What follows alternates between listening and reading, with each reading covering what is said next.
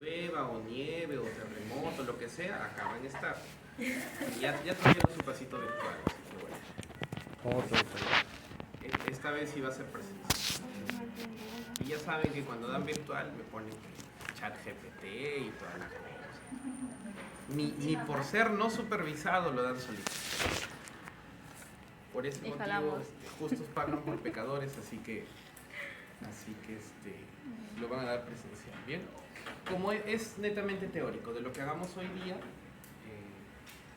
y les voy a enviar las diapositivas de hoy día, las voy a mejorar y les voy a enviar mañana. Como mañana es feriado, ahora más bien ustedes ya no se perdieron la clase, sino más bien el otro grupo se va a perder la clase. Mañana es feriado. No van a dar pasito presencial también, sino que van a correr. Esta aula Yo virtual. a todos les tomo la misma evaluación, trato de ser justo, porque si les tomara virtual a ellos, tendría que tomarles virtual a ustedes. Y no voy a tomarles virtual a ninguno. Ya, pues el digestivo, no se pasen, es interesante. Bien, empecemos entonces en el fabuloso mundo de la digestión. Bien, las fases de la digestión son 4: transporte, secreción, absorción y excreción. Hay que entender muy bien los términos, mientras que en renal secreción era una cosa y excreción era otra, ¿no? Excreción urinaria, excreción de orina, secreción más bien era, ayudaba, ¿no? Favorecía el proceso de filtración. En este caso se entiende como secreción de hormonas o secreción de alguna sustancia, de moco, de electrolitos, de agua, etc. Bueno, iniciemos con el transporte. En el transporte empieza la digestión en la boca. Digamos que el proceso es insertar un bocado de alimento y se forma el bolo alimenticio. Entonces el bolo alimenticio se empieza a llamar cuando los alimentos se mezclan con la saliva. ¿Okay? Ese es el primer proceso.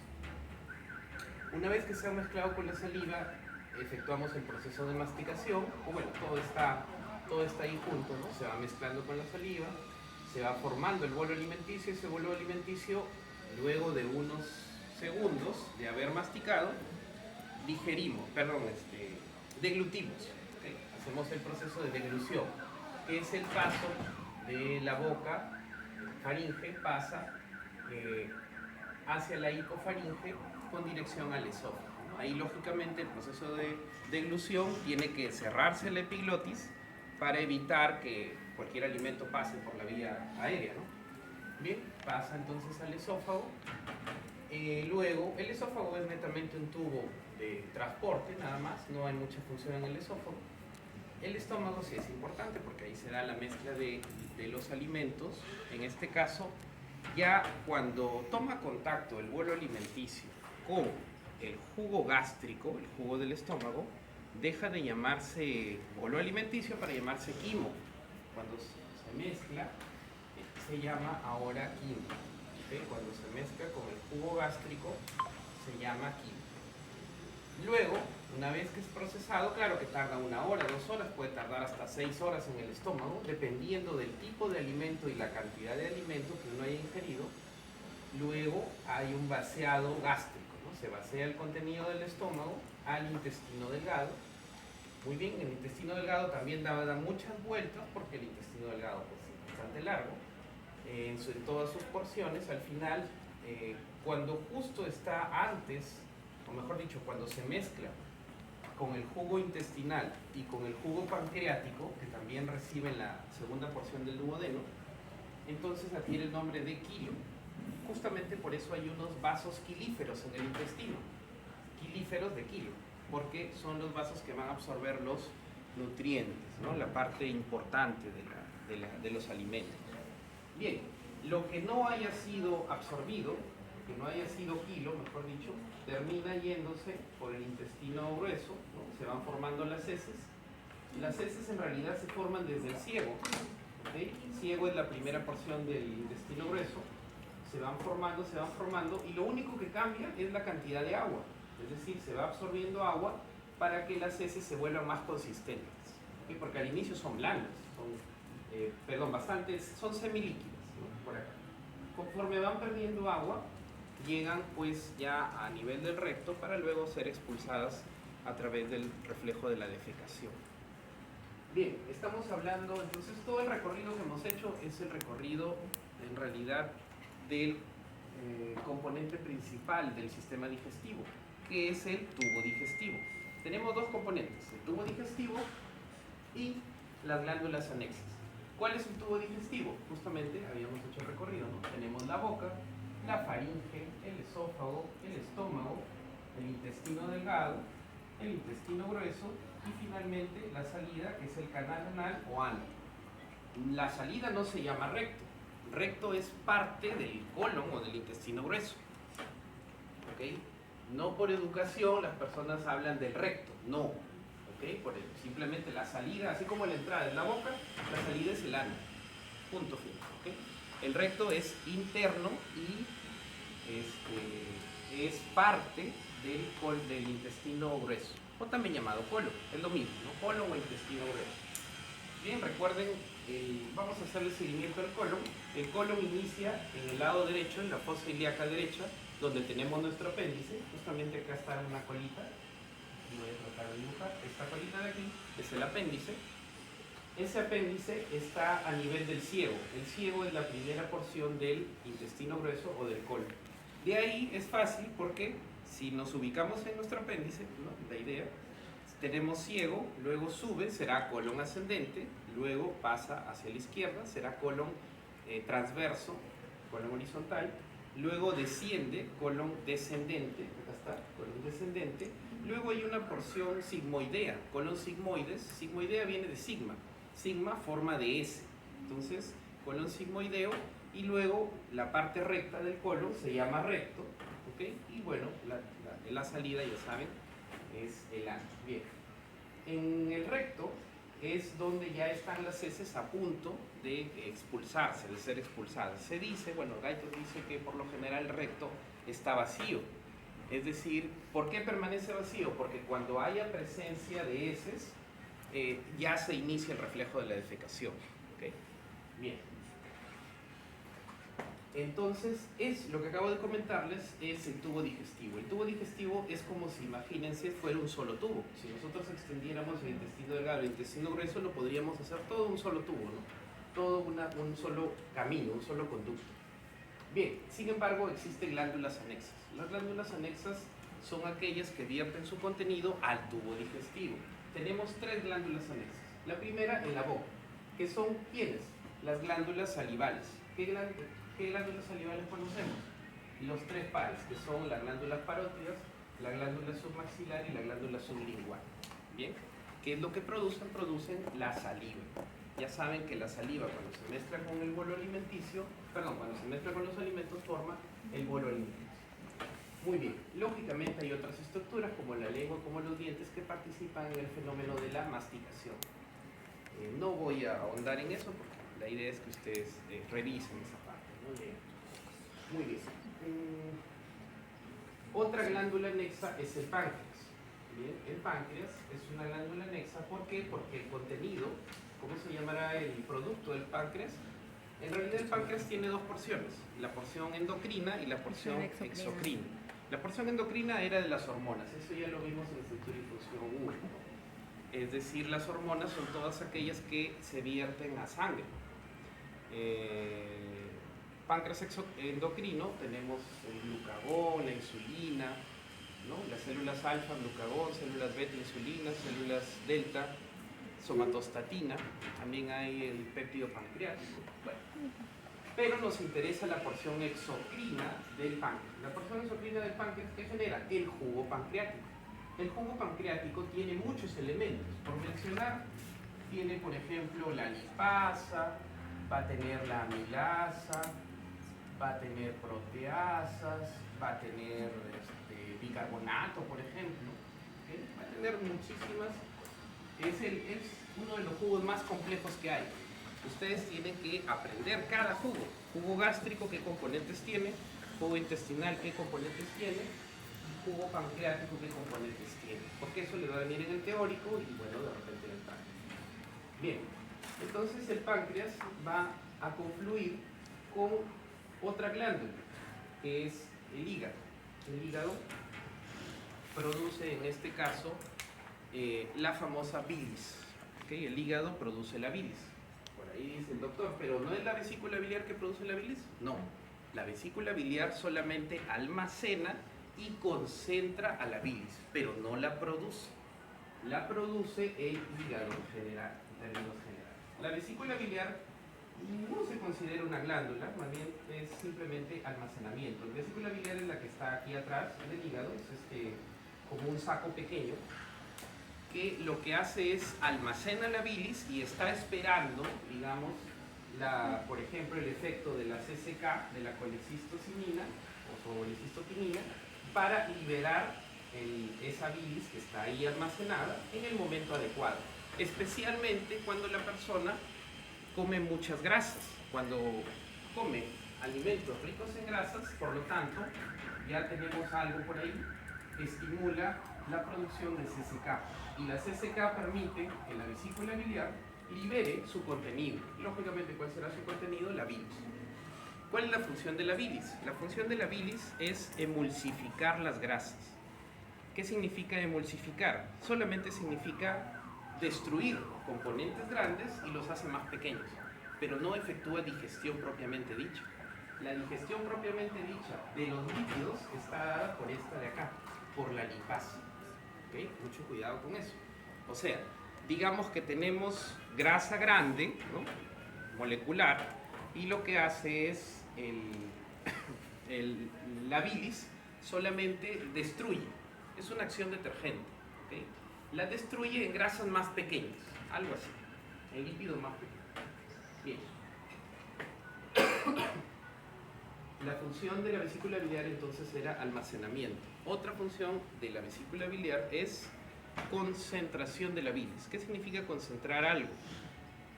Para concentrar algo significa que tenemos que volverlo hiperosmolar. Para volverlo hiperosmolar necesitamos añadirle más solutos o quitarle agua. En este caso, la vesícula biliar, su función es absorber agua. Absorbe todo el agua posible que hay en la bilis para que solamente se pueda, esta bilis solamente llegue pura, pues prácticamente químicamente solamente sea solutos y ejerzan su función. Bien, ambos, tanto la bilis como el jugo pancreático, van a terminar en la misma porción, en la segunda porción del duodeno. Ahí estudian anatómicamente, me imagino que ya les van a explicar los conductos, conducto de Wilson, conducto pancreático, colédoco común, en fin, ya los van a ver, eso también sería importante que lo revisen. Muy bien.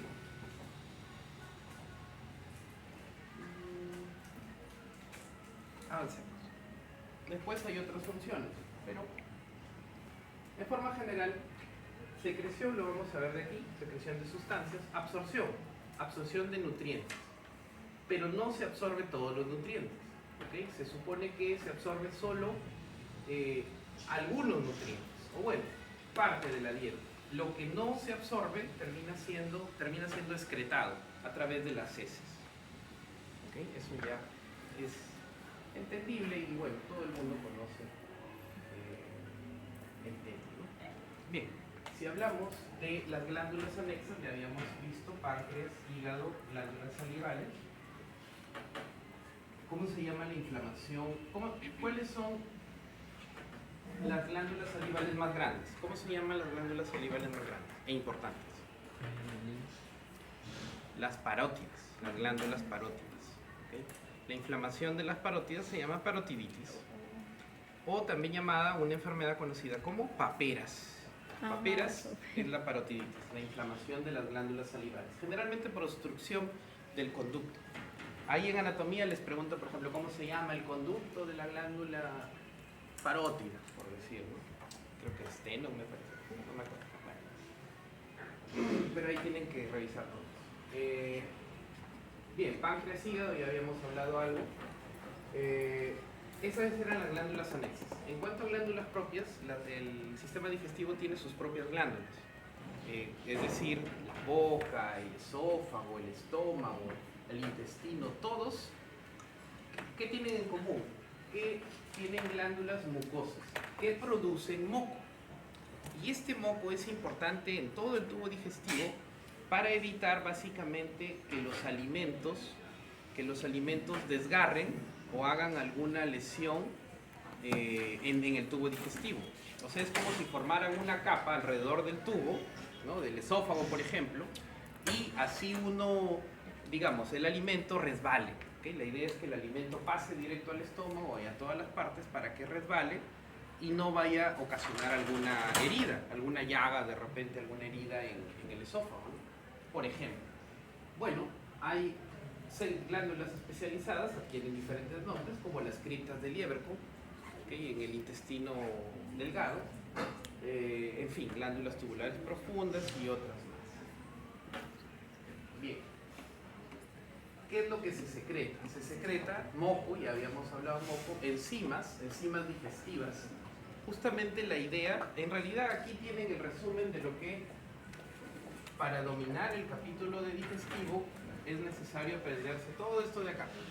Todas las hormonas digestivas, todas las enzimas digestivas, ¿ok? Bueno, el resto en menor medida, ¿no?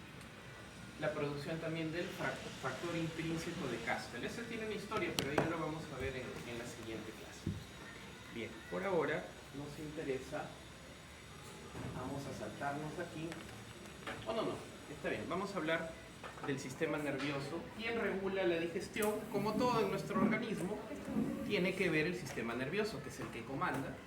El sistema nervioso a través de su sistema nervioso autónomo. El sistema nervioso autónomo que se divide en dos. El sistema nervioso autónomo simpático, el simpático y el parasimpático. Los movidos. ¿Ves? Sí, porque los han aumentado. ¿Y cuál de los dos incrementa la motilidad intestinal o el peristaltismo? ¿El simpático o el parasimpático?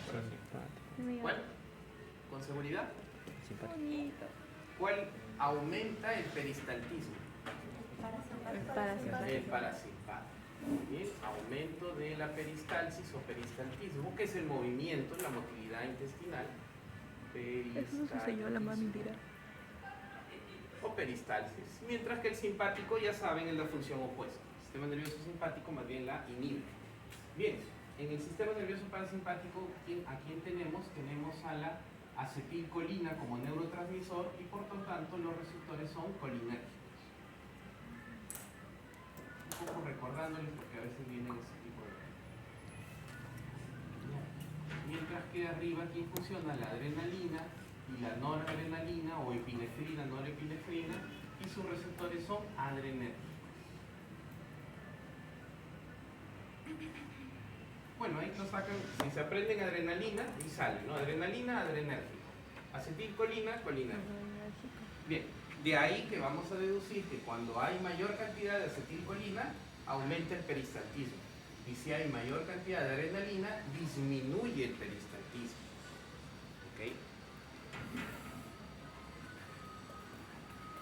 Y es por eso que cuando una persona, y eso tiene que ver con su estado, pues ya saben que el sistema nervioso simpático activa su estado de alerta. Es un mecanismo de huida, de fuga, incluso de enamoramiento, el simpático, ¿no? Y tiene que ver, ¿no? Imagínense, hagamos el ejemplo, ¿qué pasa si abro la puerta y dejo entrar a un animal, digamos un león, un tigre, qué sé yo? ¿Qué vamos a hacer? Todo una respuesta simpática, ¿no? Es decir, taquicardia, va a haber una midriasis, ¿no? ¿Y qué va a pasar con el sistema digestivo? El sistema digestivo más bien se va a inhibir. Cuando estamos asustados o en estado de alerta, el sistema simpático hace que el sistema digestivo se inhiba, o sea, disminuye el peristaltismo.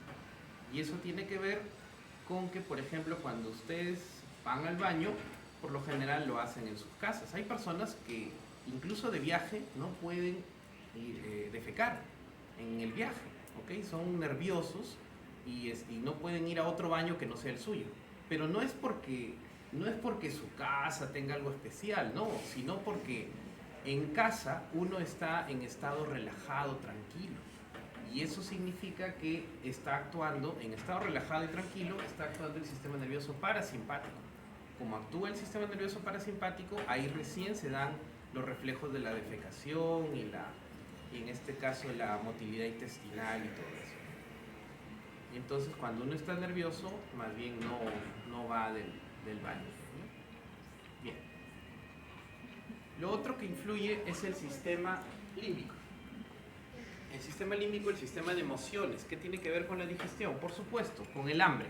¿Qué pasaría si una persona tiene depresión? Está muy triste, ha tenido de repente ha perdido un familiar hace poco, qué sé yo, esa persona va a perder el apetito, no va a comer mucho. ¿Cómo se llama la disminución del apetito? Término técnico para disminución del apetito.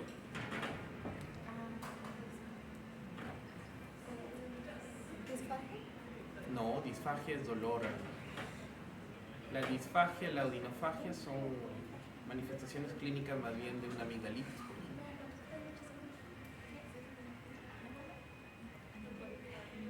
Se llama hiporexia.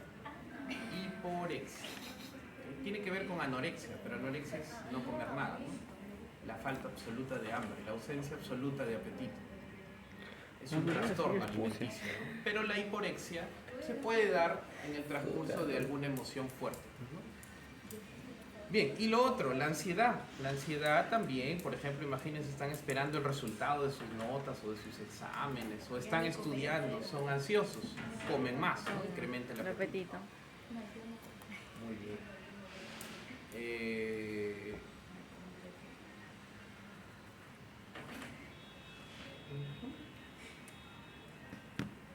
Muy bien. Entonces, hablemos ahora de las tres primeras hormonas, ¿no? Ya vamos a entrar a lo interesante. Las hormonas que controlan la digestión, en realidad son varias. En el Gaito van a encontrar unas 5 o 6 hormonas, creo que dentro de las 10 primeras páginas, me parece. Y ahí sería interesante que le den una lectura. Ahí, ¿por qué? Porque siempre vienen preguntas de eso, tanto teórico y bueno, podría ser para el práctico. Ahí mencionan a la gastrina, la secretina, la colecistocinina, el péptido inhibidor gástrico y otros más. La grelina, el péptido YY, etcétera, etcétera. Son varios, pero es importante que lo revisen. ¿Qué deben aprender? Función y órgano que lo produce. En este caso, por ejemplo, la gastrina es producida en el estómago y tiene efectos sobre el mismo estómago. ¿Cómo así?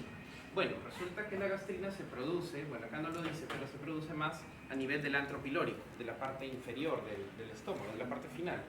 Pero tiene actuación sobre las células parietales u oxínticas del fondo o del cuerpo del estómago.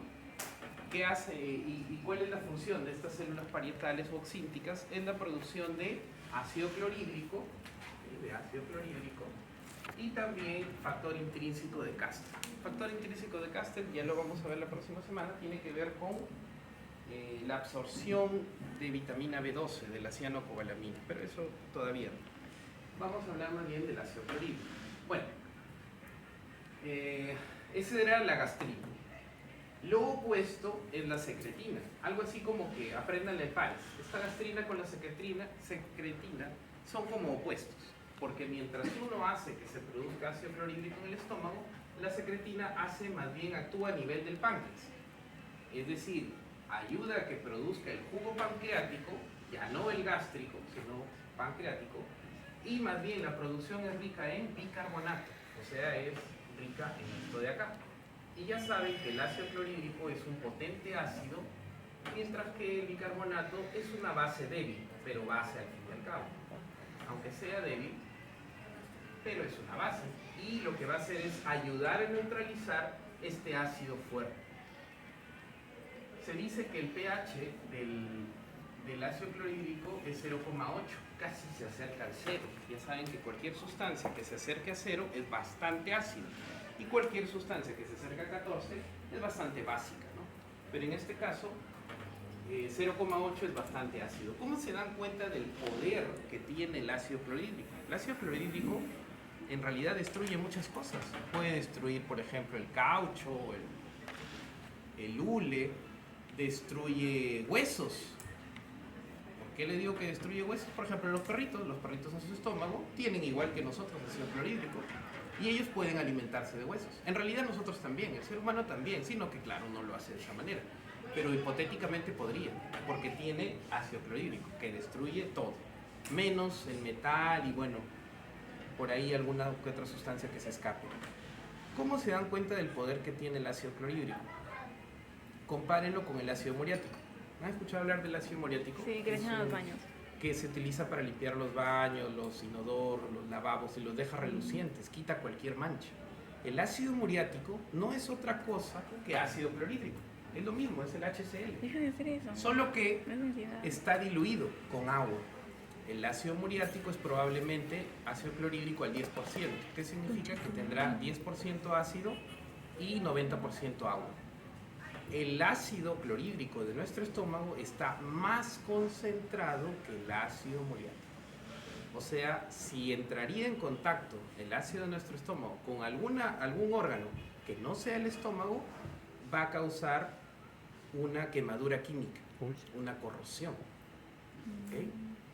Por eso es que incluso, ¿qué dice en el ácido muriático? Que no está tan concentrado. ¿Qué dice? En la etiqueta dice evite el contacto con piel y mucosas, ¿no? Evite ingerir, en fin, todo contacto. Imagínense que ese que está diluido, ¿qué será el de nuestro estómago que está concentrado? ¿No? Y es por eso que cuando una persona recibe una puñalada, por ejemplo, ¿no? Una herida por arma blanca, de repente lo asaltaron, esta persona no se quiso dejar robar, qué sé yo, y el agresor emite propina una puñalada, por arma blanca. Si llega a lacerar el estómago, es muy poco probable que esa persona sobreviva, porque el jugo gástrico, que tiene ácido clorhídrico en su mayoría, se va a liberar y a cualquier órgano.